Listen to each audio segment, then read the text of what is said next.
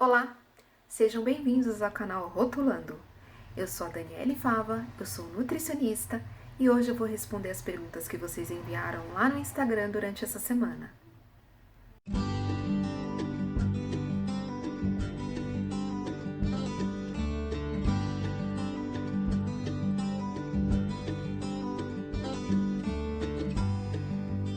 Mas antes de começar, aproveite para se inscrever no nosso canal, deixar o seu like e ativar o sininho para não perder nenhuma publicação.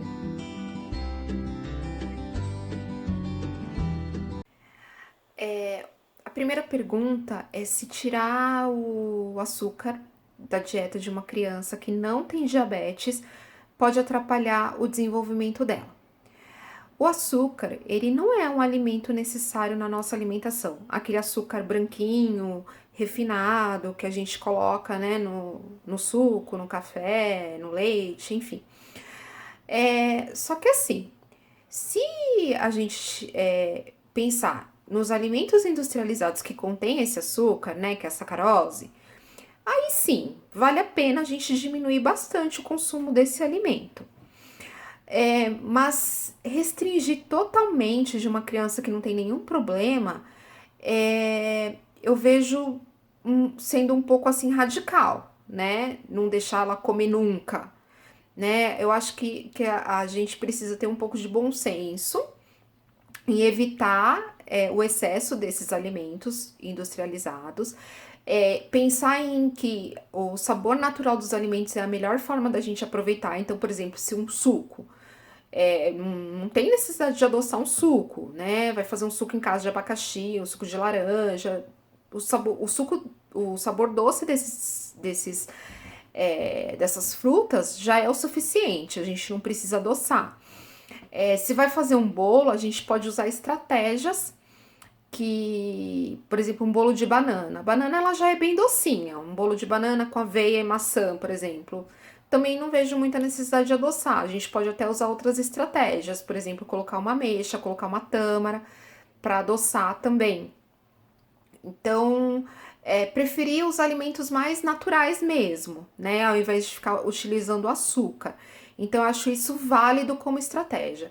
Agora, por exemplo, se a criança vai numa festa, né, onde vai ter ali alimentos que contenham a sacarose, eu não vejo o porquê, se a criança não tem nenhum problema, restringir também o acesso a alimentos que tenham açúcar a esse ponto.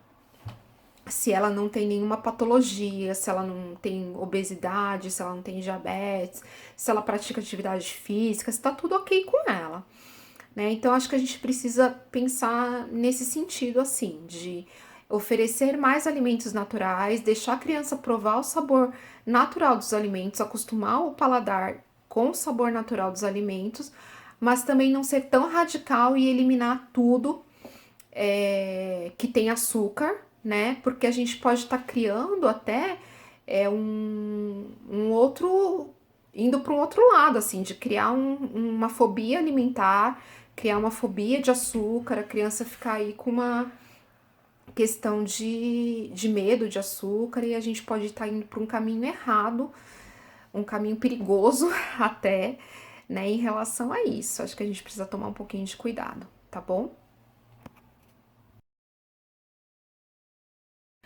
Bom, também foi perguntado quais alimentos que prejudicam no TDAH, quais interferem no tratamento do TDAH. Bom, tem sido estudados alguns componentes alimentares, né, que podem interferir negativamente no desenvolvimento do TDAH ou no tratamento do TDAH. E dentre esses alimentos, o que nós temos seriam os corantes sintéticos, tá? Os edulcorantes e o glutamato monossódico que vem sido bem estudado.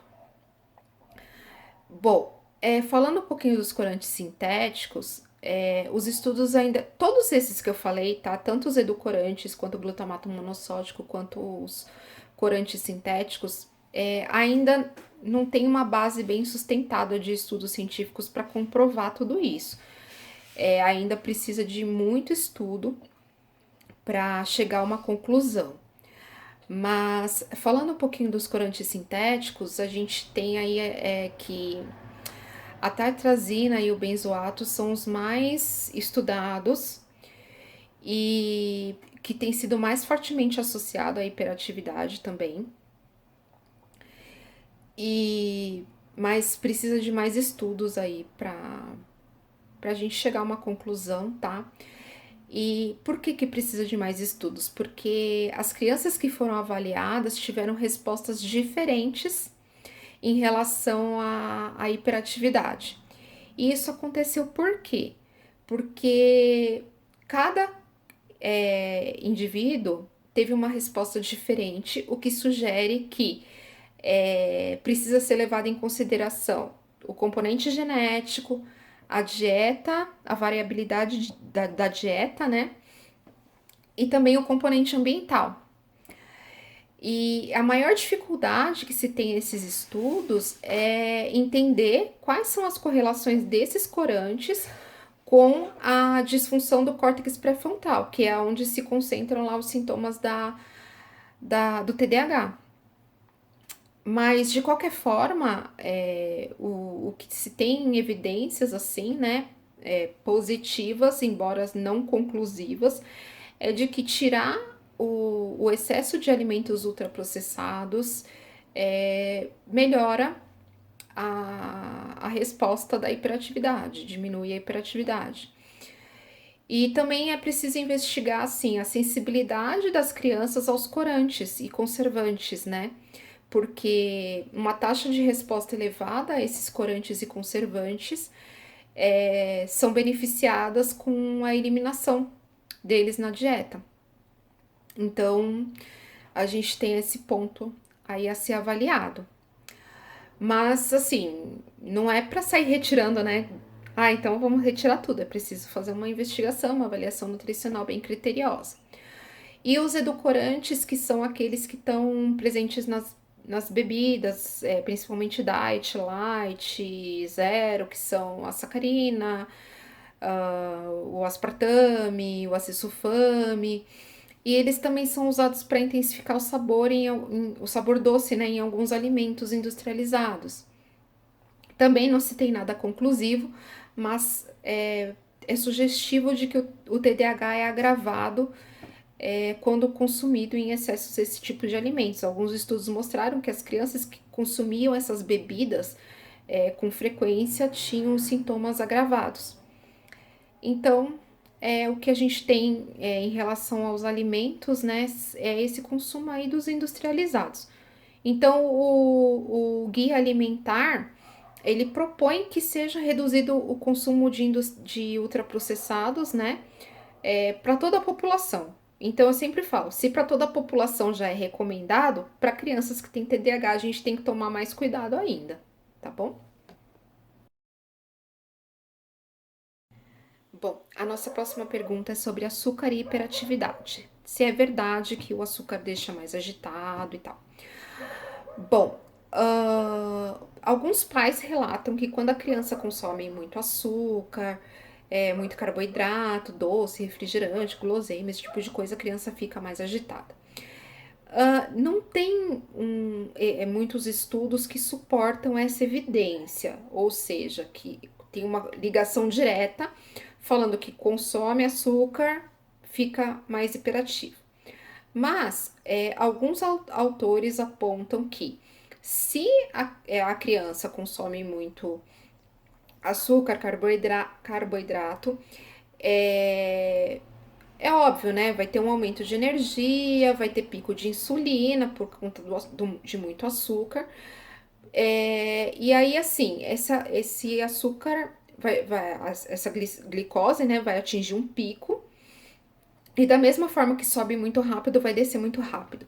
E isso vai provocar algumas mudanças em relação à atividade elétrica do córtex cerebral. E da mesma forma que sobe muito rápido, desce muito rápido. Ela vai ter uma sensação de bem-estar, mas ao mesmo tempo essa sensação de bem-estar, ela vai subir e cair.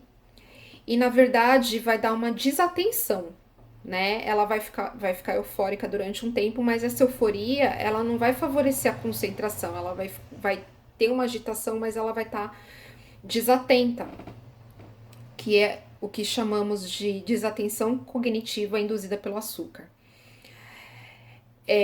Então, assim, o ideal é evitar o consumo excessivo de açúcar, priorizar por bons carboidratos, né, carboidratos integrais, evitar açúcares simples, açúcar de adição e deixar a criança se acostumar com o sabor natural dos alimentos.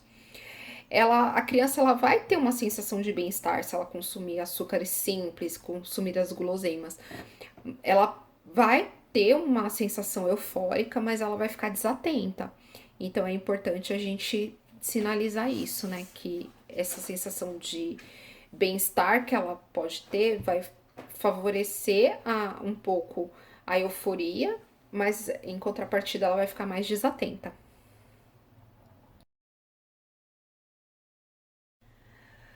O meu filho não come todo tipo de verdura, é normal? Olha, primeiro é preciso entender o porquê que a criança não come todo tipo de verdura. Dizer que é normal não é, porque assim, as crianças elas tendem a se acostumar com o que lhe é oferecido, com o tipo de alimento que é oferecido para ela. Então, isso vai desde quando foi introduzida a alimentação complementar, né? Então, quanto mais exposta aos alimentos a criança está, quanto maior essa variedade, melhor ela vai se acostumar com os alimentos. Então, quanto mais exposta aos sabores, às texturas, às temperaturas, às consistências, às diferentes preparações, melhor vai ser a aceitação dela. Porque tudo isso vai se tornar atrativo e vai contribuir para formar o seu repertório alimentar. É claro que a gente tem preferências pessoais, né? E a criança também vai ter as delas, e isso é genético e também ambiental. Então, nós já nascemos com uma predisposição a determinados alimentos e também a rejeitar determinados alimentos. Mas isso vai sendo moldado de acordo com as experiências que nós vamos adquirindo ao longo da vida. Então, quanto mais nós encorajamos as crianças a aceitar determinados alimentos, a aprender sobre os alimentos, e ela vai formar os hábitos alimentares dela, né? E isso tem que ser de forma acolhedora, sem chantagens, vendo como que é vendo os pais, né? Consumirem também os alimentos, ela vai formar as experiências dela e melhor vai ser a aceitação, tá bom?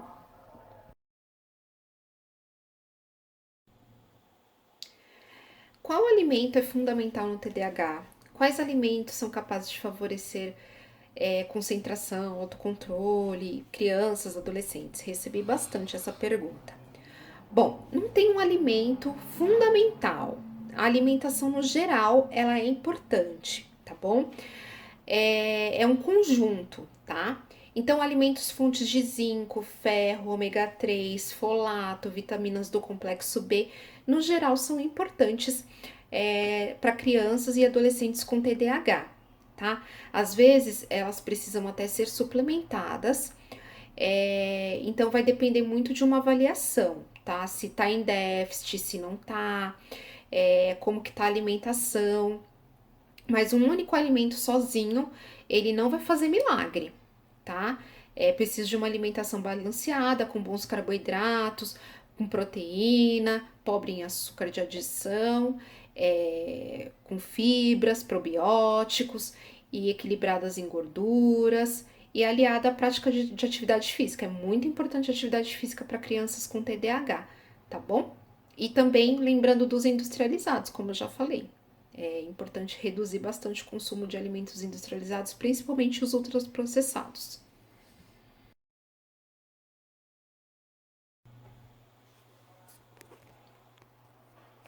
Agora vamos para o Oscar da pergunta campeã. No Instagram, no consultório, enfim, em todos os lugares, que é meu filho não come. Quando a gente fala meu filho não come, a gente precisa considerar algumas coisas. Primeiro, entender qual é o contexto desse meu filho não come. Porque às vezes é muita ansiedade da gente que é mãe, né? O meu filho não come o que eu quero que ele come, a quantidade que eu quero que ele coma, enfim. E segundo, a gente precisa entender é que algumas coisas, como por exemplo, toda criança ela passa por uma fase de desinteresse da comida. Toda. Entre 3 e 7 anos é muito comum a criança não comer, porque o mundo é mais interessante para ela, a brincadeira é mais interessante para ela. Então, é normal ela passar por uma fase que ela não quer comer, tá?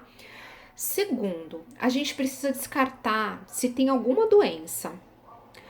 Então, se a criança doente, ela não vai ter apetite mesmo, ela não vai querer comer. A gente, quando a gente tá doente, a gente não quer comer.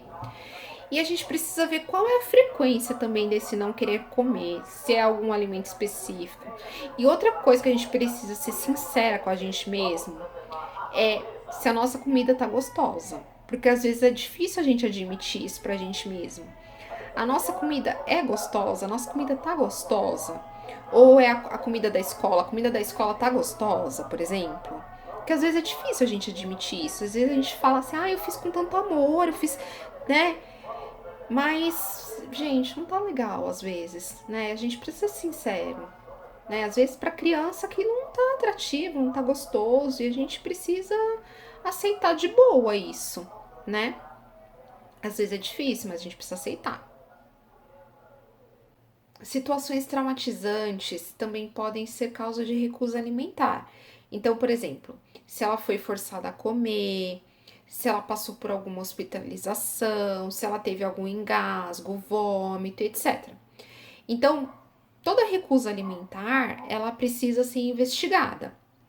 E as estratégias para melhora da aceitação é oferecer várias vezes o alimento em diversos contextos, com carinho, com paciência, e lembrar que a criança ela sempre imita o comportamento dos pais.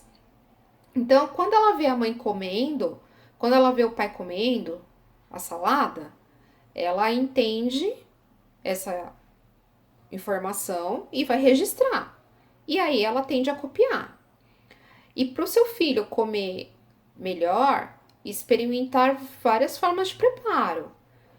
Inserir de forma gradual os novos componentes no prato. Por exemplo, um componente novo uma vez ou duas por semana, sem forçar, porque se forçar, ela vai criar mais resistência.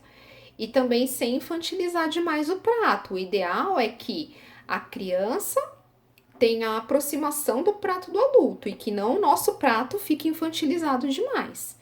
Né? A refeição da família ela não tem que se tornar um playground infantil, né? E sim a alimentação da criança se aproximar cada vez mais da alimentação do adulto.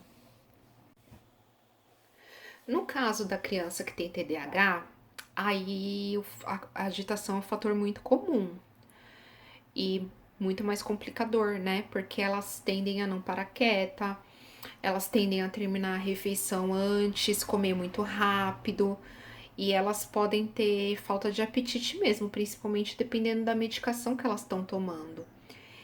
E se elas tiverem o TOD associado, aí a negação em comer pode ser um fator desafiador, elas podem usar isso como um fator desafiador. E então é muito importante que os pais eles imponham limites e precisam encontrar um equilíbrio assim para estimular e estabelecer tempo das refeições, impor disciplina, sinalizar os comportamentos inadequados e proporcionar um ambiente calmo para as refeições, para comer, ser firme, os pais precisam ser firmes, dar o exemplo, propor horários para as refeições, sem chantagens nem castigos, desacelerar o momento de comer, favorecer a melhor percepção para os alimentos, dos sabores, trazer prazer para as refeições. E o mais importante, retirar tudo que for passível de distração. Então, nada de TV ligada, nada de joguinhos, nada de celular, nada de tablet, etc. Queria dicas de lanchinho. Bem fácil, muito fácil. Fácil demais. Foi uma das perguntas também que eu mais recebi. Bom, nem sempre o que é fácil é o melhor, porque o mais fácil seria comprar, né? E essa nem sempre é a melhor alternativa. Mas os lanchinhos, eles podem ser bem descomplicados e saudáveis quando a gente se dispõe a otimizar o nosso tempo. Por exemplo, eu gosto muito de recomendar cookies caseiros. E tem um cookie muito fácil que ele é feito com apenas 2 ingredientes, banana e aveia. É só misturar banana e aveia, amassar bem a banana, misturar com a aveia, formar bolinhas, levar no forno e pronto. Ficam prontos cookies deliciosos. Você pode até acrescentar outros ingredientes, como por exemplo, pedacinhos de chocolate amargo, uva passa, e tem um lanche saboroso e saudável. Não precisa colocar açúcar, não precisa colocar nada. Dá para fazer bolinhos tipo muffins diversos e congelar. Dá para fazer no final de semana, congelar e aí você vai descongelando durante a semana e cada dia dá para levar um bolinho diferente. Tem algo mais fácil do que fruta, né? Fruta super saudável, fácil e dá para levar também uma variedade de frutas. Suco feito em casa é super fácil também. Ovo de codorna, biscoito de arroz, biscoito de polvilho, queijo picadinho com tomatinho cereja.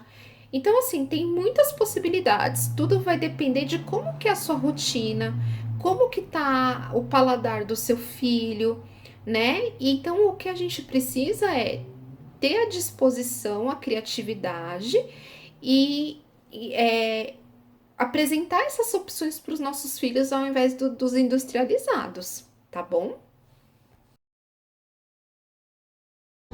Eu quero muito agradecer o movimento de mães de TDAH pelo Brasil.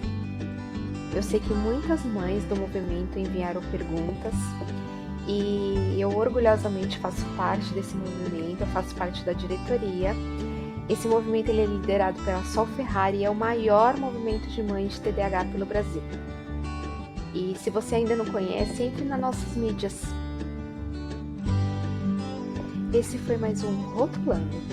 Lembre-se de compartilhar, dar o seu like e ativar o sininho para ficar por dentro de todas as notificações.